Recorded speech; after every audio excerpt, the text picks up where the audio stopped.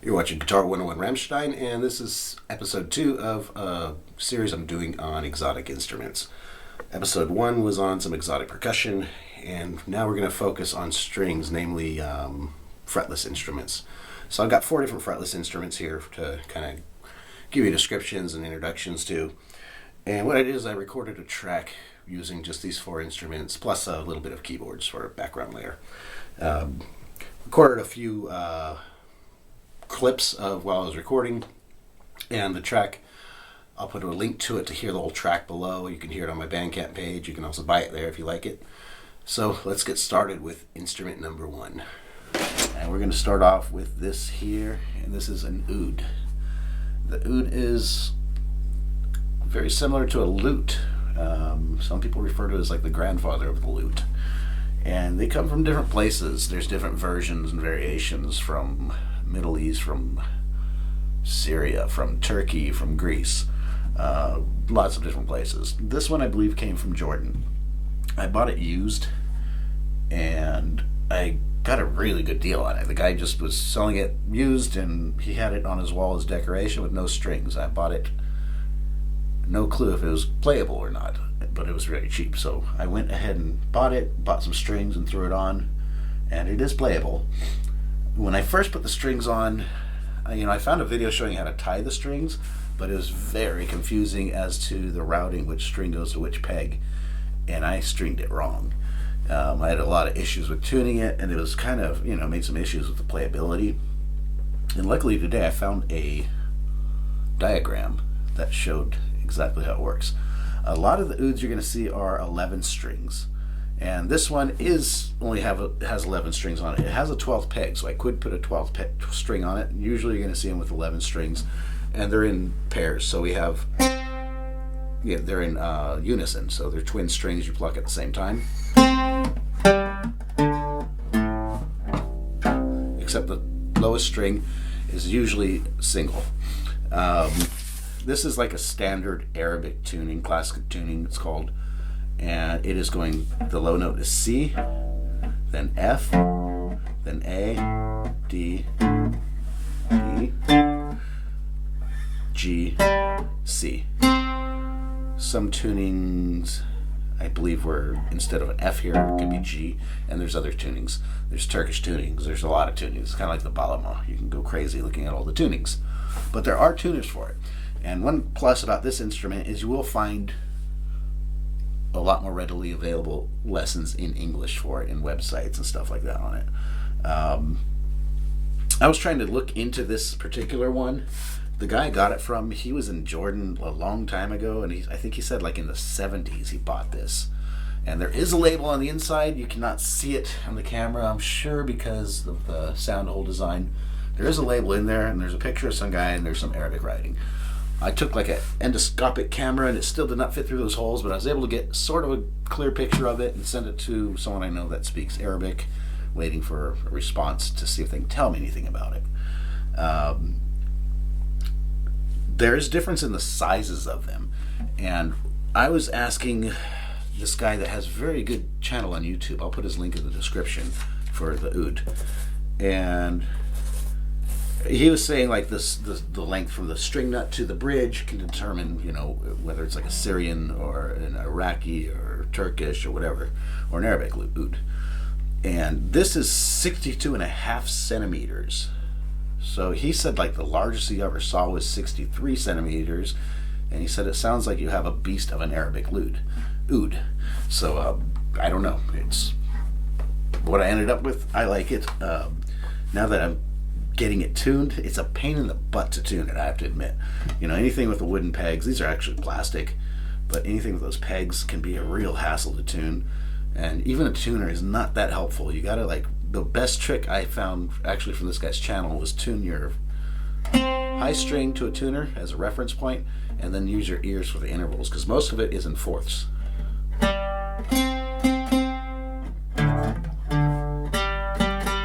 So that was helpful, because tuning it was a headache, man. And I was working with this all day, playing around tuning.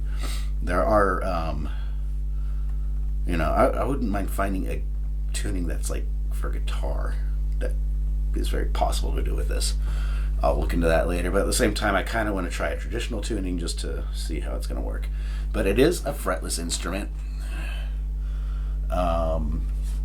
The strings are like classical guitar strings. So we have like the nylon strings and some wound strings. And the sound holes are here. You see it's got this rounded back, fixed bridge, and even putting the strings on, it's much like a classical guitar where you have to tie those knots or those wraps or whatever you want to call them. And that, you know, it's almost like a balama as far as the back shape. So it's not like for a guitar player like the super comfortable thing, but you're going to actually support it on the side of your right leg and with your arm. That's the support there. You don't have to use the left hand to support it, which is good because you're going to be doing different techniques with the left hand. Now the pick form, I believe it's called mizrab. I think there's another word for it in Arabic. I don't know what origin mizrab is at this point. This is a Turkish one, but it's basically the same thing. It's like these long, this is like some kind of hard rubber, and that's traditionally used for it. And you're going to hold it between the thumb and finger and loosely in those fingers there. And it's like a 45-degree angle, and you're plucking, there's like this sound hole here and these two here, somewhere in between there. You do down and up strokes. So it's got a cool sound. I'm not very proficient at these instruments. I have recorded with them, and they do sound cool. So when I can do a recording, I can stop and redo stuff if I screw it up. To just sit here and improvise on it, we'll see. Maybe I'll try some footage later, or I'll just take some footage while I'm recording. A very cool instrument. You can find them easily online, and like I said, you can find a lot of instruction for it. They're, you know, tuning is probably the most difficult thing on these things, I think. Once I had it set up and tuned properly, playing got a little bit easier. You can get all sorts of cool sounds out of it. It's got a very archaic sound to me. You know, it's the typical fretless instrument scenario. So we have microtones, we have normal notes. You can do a lot of cool techniques. Even slides sound cool. But a really cool one is, it's like a vibrato, but you're not doing like a classical vibrato. You could, but another one, it's more like a rolling on the ball of the fingertip.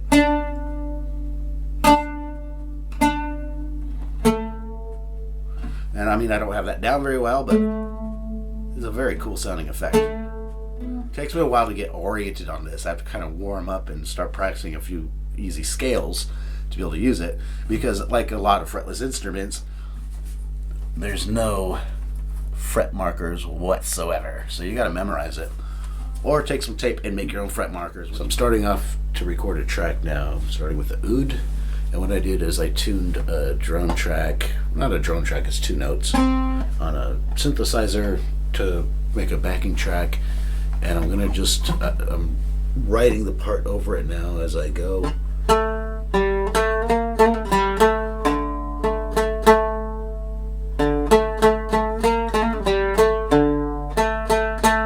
It's going to be something like that. I'm just going to improvise for now because I can't really record with the microphone and get it on camera without the backing track. So let's hear how it's going to start.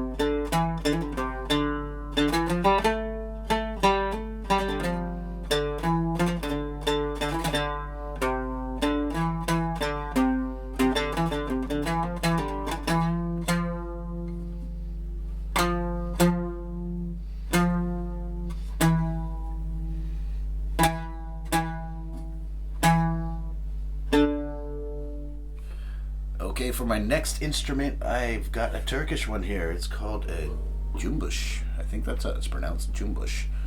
Spelled differently. I'll put the spelling here. It's got some funky Turkish alphabet letters.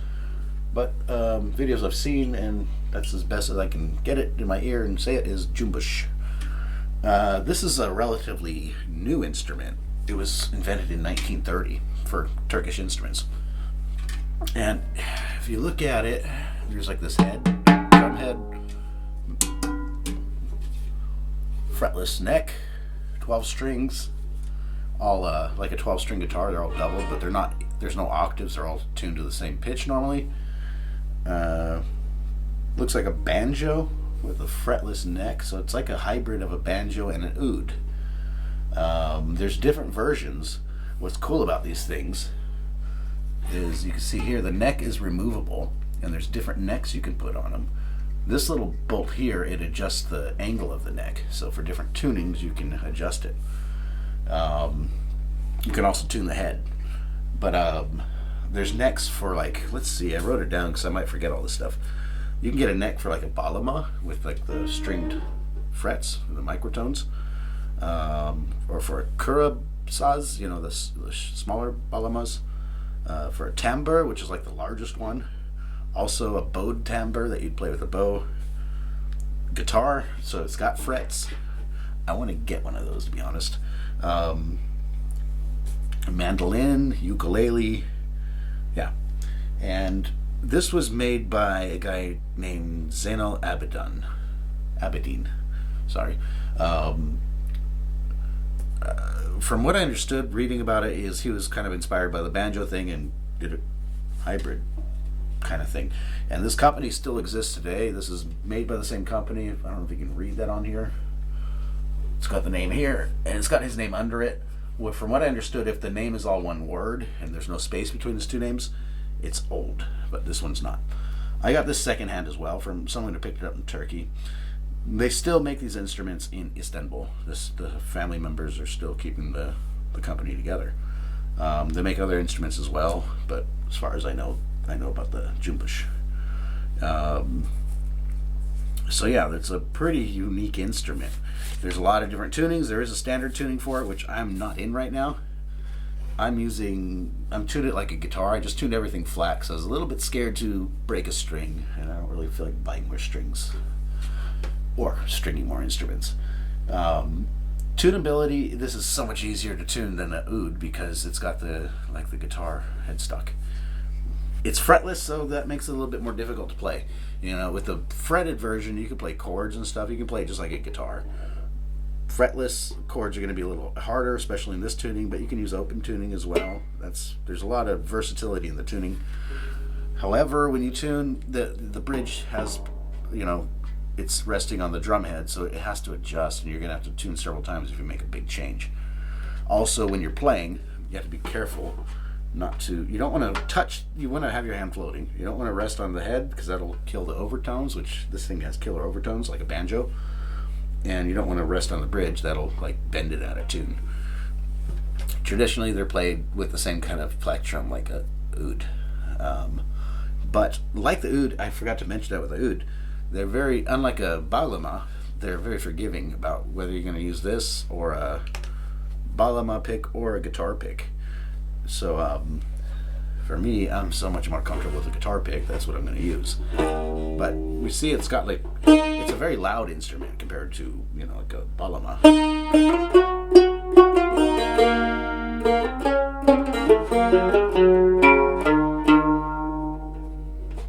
So it's a pretty cool one. I have not used this as much as I would like to. I want to experiment more with the tuning. People do tune it like a oud, or there's this traditional Jumbush tuning. But yeah, it's very, and you can play with your fingers as well.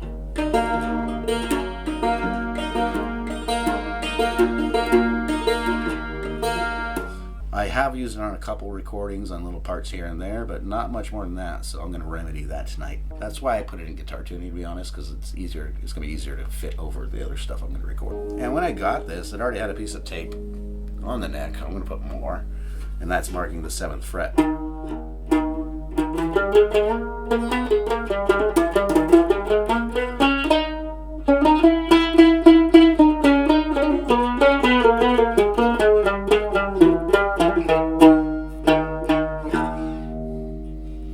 A lot of overtones, really cool. And I mean, I've seen a few different models of this. This one's got a nice like hand hammered appearance to the shell. I guess there's some that are made out of wood as well, wooden resonator. Yeah, got a case for it too. I was really lucky with this one too. I bought a balama from a guy who was stationed in Turkey. I think he was military or working for the government. And he had a really nice balama. He sold me really cheap. And after I bought that, we talked about Turkish instruments and the music, and he was really cool. And next day, he just came by my work and said, "Hey, do you want this?" I think he gave it to me for free, or he charged me like something like ridiculous. So I was very happy. I did play one of these once before that, so I was already familiar with them. I'd like to get a fretted neck for it, but the fretless neck is quite cool. I mean, it's out of, compared to the oud or the balama saz, for a guitarist, I think this is a lot more easier to play. The hardest thing is just figuring out what tuning to use, to be honest. So slowly, I'm gonna go through a couple more instruments. I'm getting more and more into my comfort zone.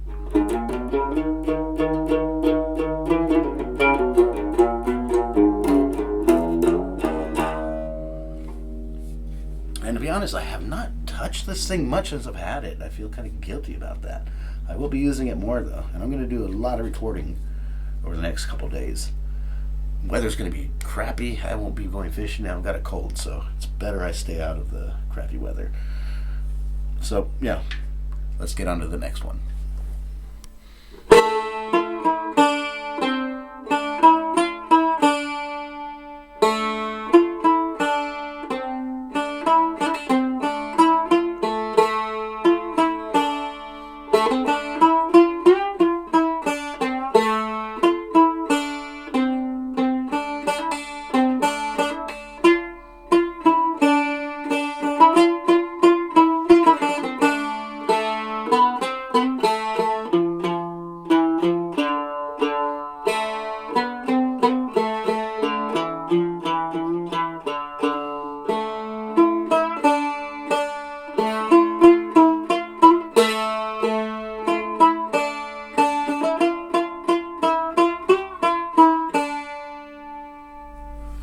So on to instrument number 3 for the fretless series. This may look like a normal cheap acoustic guitar 3/4 scale, and it is. It's a really cheap classical beginner guitar that I bought a while back for I think like €20.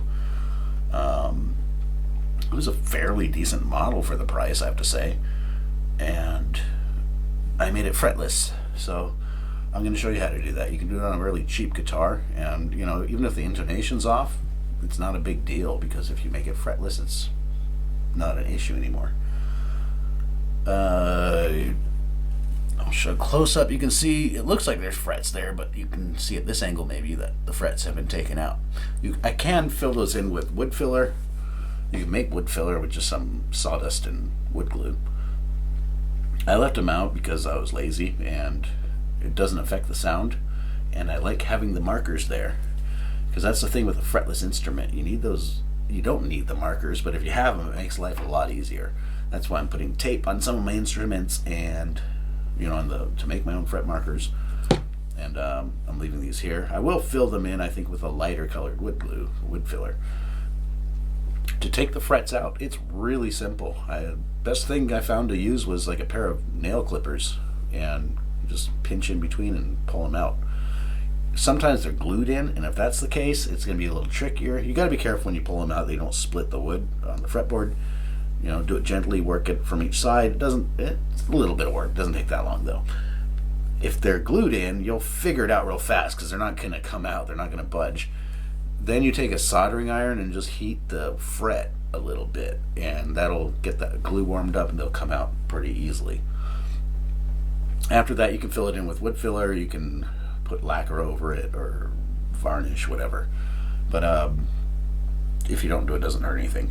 Now this guitar, I did this a long time ago on this guitar, and it's a cool thing to do on a cheap instrument that you could buy on Amazon for 20, 30, 40 bucks.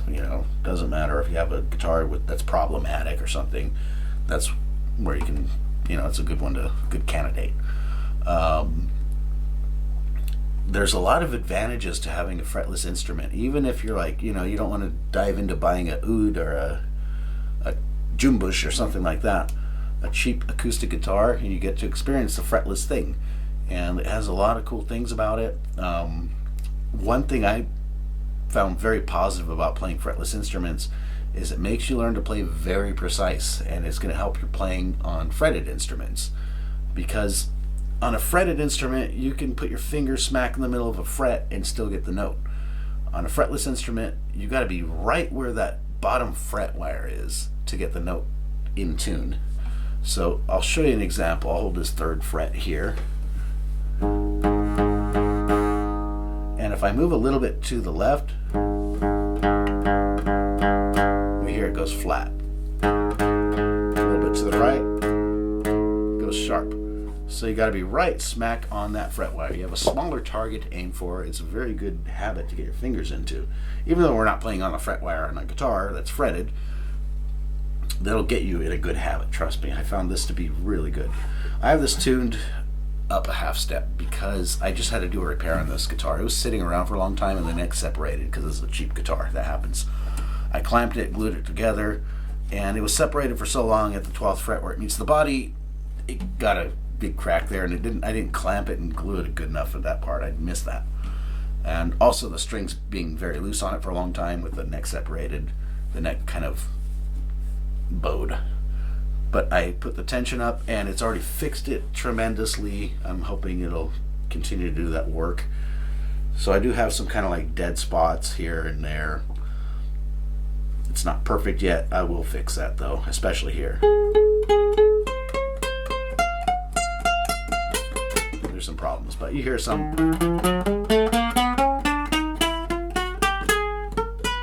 dead notes here and there, but the rest of it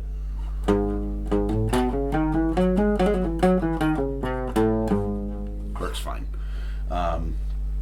I've used this to record a song for an album, and it was a song about a Hindu goddess, Kali, that that was hired to do it for an album.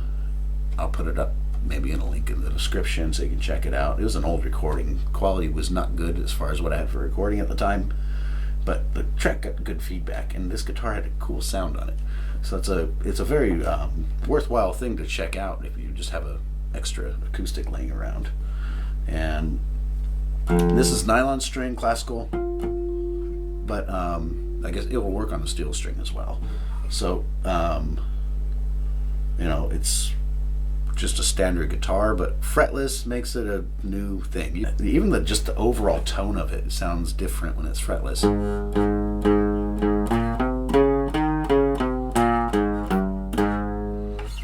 Chords, of course, are going to be problematic unless you do open tuning, and you can just bar right across exactly straight with the fret, or use a slide or something like that, which does not work great on a nylon string. For single notes, it's cool, and I'm in my comfort zone even more now because I can just play it like it feels like a guitar. I can play it like a guitar. I can do whatever I want that I would do on a normal guitar, except get outside of that exact spot on the frets. So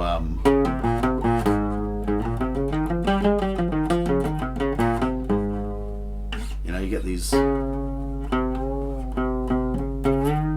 slides that just sound killer on it.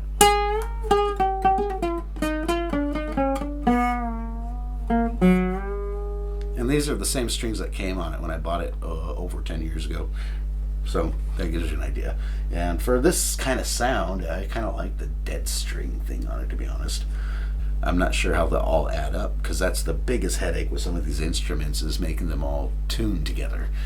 So, depending on what tuning your bass track is on. Normally I'll play over like a drum note, to have like, it makes it much easier when I'm using a fretless instrument to have like a reference pitch that to tune to, and also to just like keep my playing intact too. I'm sure you can do it on electric guitars too with a cheap one or whatever. It works the same way. But checking out acoustic, or just fretless instruments, I should say, it's a very interesting option. And I mean, no learning curve if you're a guitarist, so except for finger placement and these little techniques, you know, that come along with playing fretless. That's the cool thing about it. So that's it on this one. Let's take a look at the last and final one.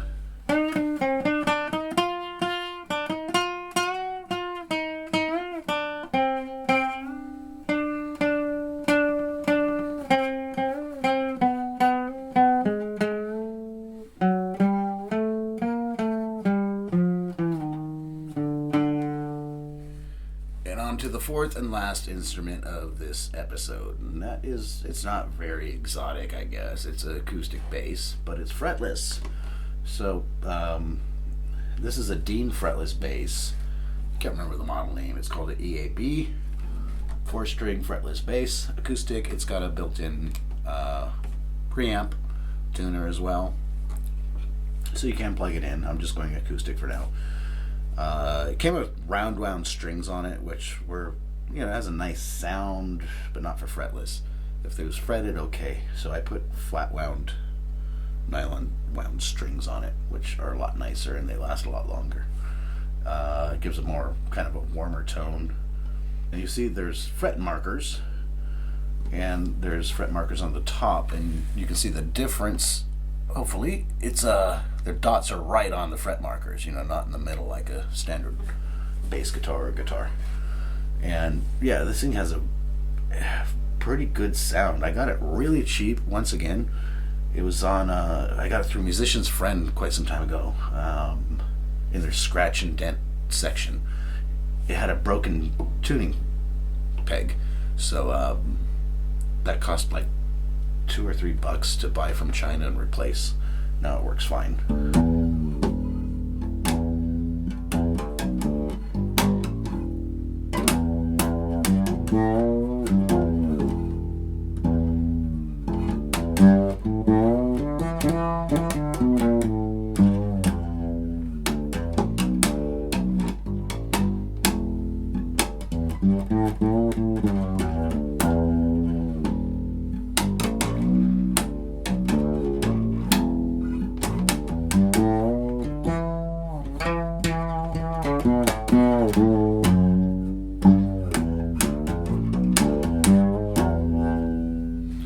I've used this thing on quite a few recordings.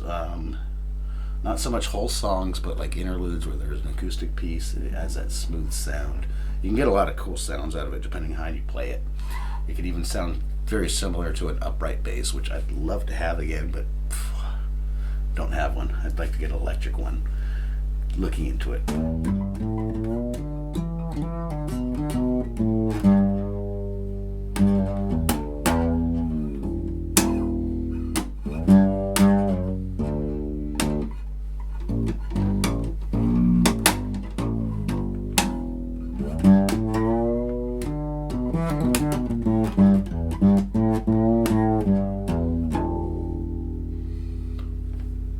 So yeah, this thing fits really good with some of these fretless instruments I use, just to have another acoustic instrument over it that is fretless.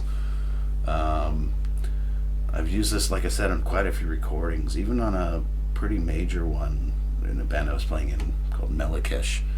The last album, Enki, I used this on a song, I think it was called Gateways to Akala or Doorways to Akala.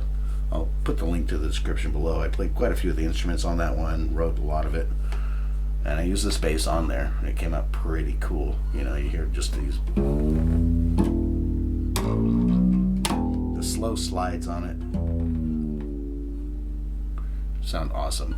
Plug it in and it's a whole different thing. Like I said, a lot of these instruments in this video I am not very good at, but to record with, yeah, I can make it happen. You know, you put, I'm not saying effects to make you play better, but you know, you get a good sound, and I use them a lot of the times when it's an instrument I can't play very good. I'll use it in a very minimalist approach. So these accents and these additives, And, you know, if I try to do a solo over it and I screw up, I can hit delete and redo, undo and redo, or re-record. So, yep, we're going to do that next. And I'll do another episode of these exotic instrument introductions very soon. I think the next one's going to be based on instruments from India that I have, because I have some very cool ones that I love and I use a lot. I play maybe a little bit better than the ones I've shown today.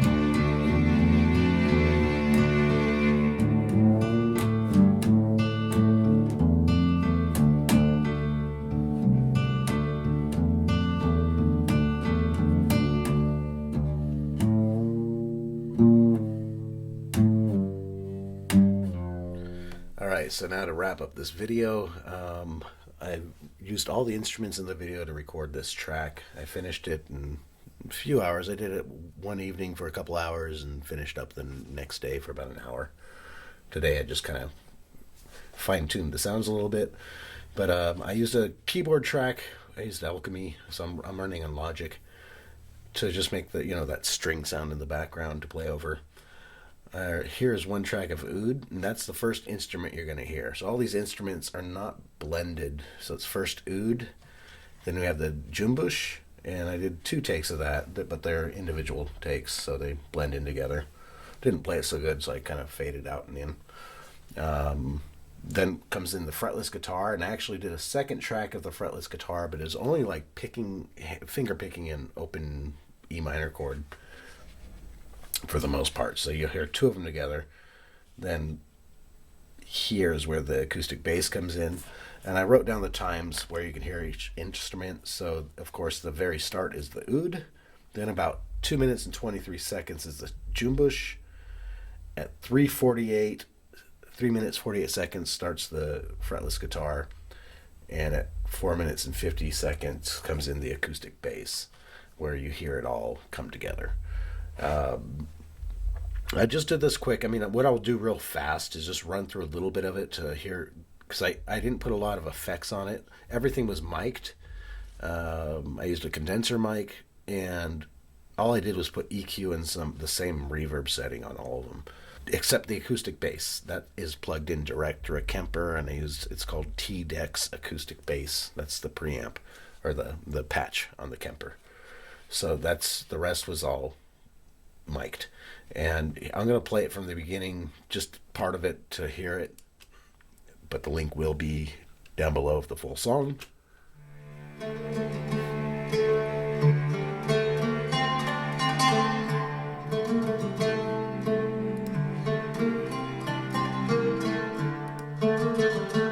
This is the oud soloed.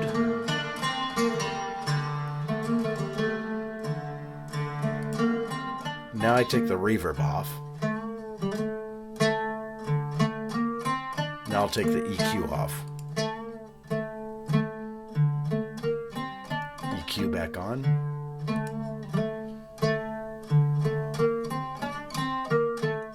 Reverb back on.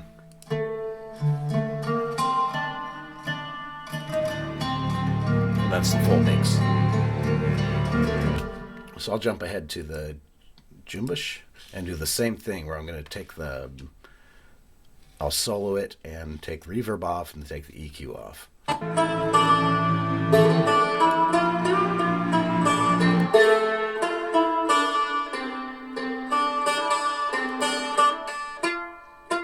No reverb.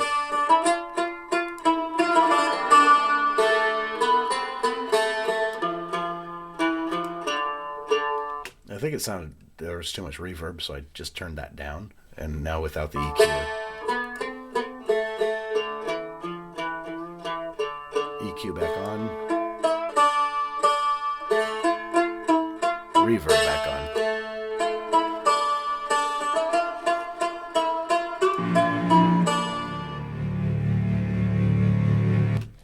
Now it comes in the fretless guitar, and now you get the idea. I'm using the same settings, basically. I'm just kind of fine-tuning at this point.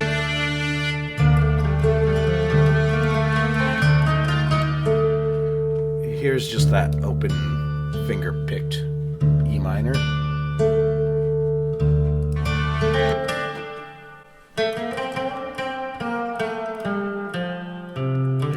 Too much reverb. Without reverb.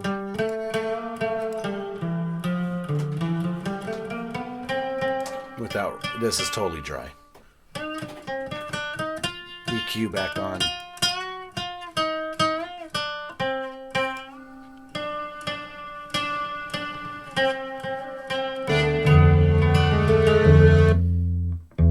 And here's the bass. I can't do much to that because it's recorded through a Kemper.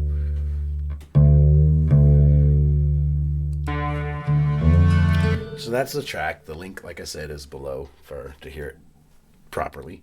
What I'm trying to kind of prove with this is if you get an acoustic or a fretless instrument, there's a lot of cool things you can do with it without even really being that good at playing it.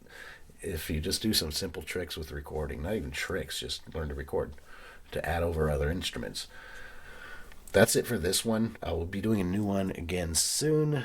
And of course, the more feedback, the more comments, likes, all that good stuff that I get for this, it'll motivate me to do more. If you want to find the track, it is here on this website. It's my Bandcamp website for Guitar 101 Rammstein, where I also have some backing tracks and some stuff. I'll be working on this more and more. If you like this kind of music that I'm doing in this particular song, you might want to check out this page too. It's a project I do of all acoustic stuff called a Krabu, and this is the Bandcamp link, which I'll also put below. This is entirely acoustic. There's no keyboards at all added, but you get the same kind of feel to this track. And I decided to name this track Orkan because that means like cyclone in German or hurricane, and we just had one here yesterday and it's still blowing like crazy. I was expecting the power to go out, and it did actually this morning. This Mac was turned off, so it briefly went out, but that's the title of the track, and that's the reason why. It was pretty inspirational to be recording while this is going on. I thought it stopped, and I'm looking outside now, and things are blowing. There's a lot of trees that got knocked over. It was pretty insane. So that is it for today. Stay tuned for the next episode, and thanks for watching.